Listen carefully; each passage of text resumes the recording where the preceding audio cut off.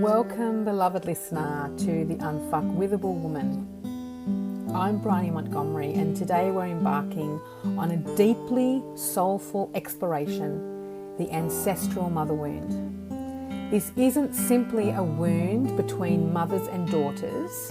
It is a tapestry woven through culture, lineage, DNA, the way we move in relationships, in community, internally, and how we connect to earth and to each other.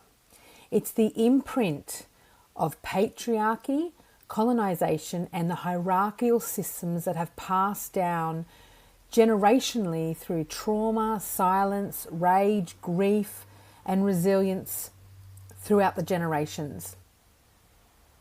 And yet it's also our healing when we tend to it now for ourselves, for our children, for the world.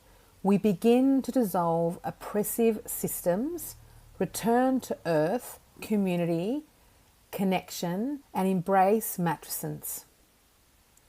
Today, through the lens of parts work, informed IFS, attachment theory, epigenetics, and somatic nervous system healing, we'll unpack how this work is not just personal, it's the work for our times.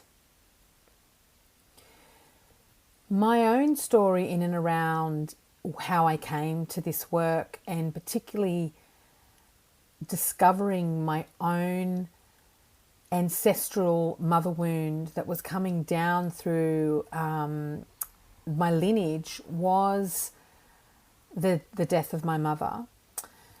And it was when she had the cervical cancer, and she got the cervical cancer diagnosis, and she went through surgery and cancer treatment and into remission. And through that process, I came to understand that my own maternal grandmother, who had died when I was about 5 or 6, had also had cervical cancer at the time of her death. And I remember feeling, especially after she died, this really deep primordial sense of that there was something happening in my maternal mother line that was rupturing the connection that the women had with their own emotions, with the reality of where they'd come from and what they were subjected to throughout the historical dynamic of the family relationships, the abuse, the stuff that wasn't spoken about.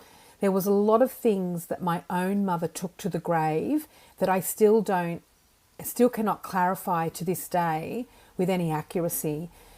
She had experiences that really impacted and fractured her own connection with her mother, with women, with connection. She had this huge abandonment wound that was passed down to me, and she just had this very stoic martyr. I will do it on my own. I don't need help from anybody. I can work through this. I know what to do, and I need to remain strong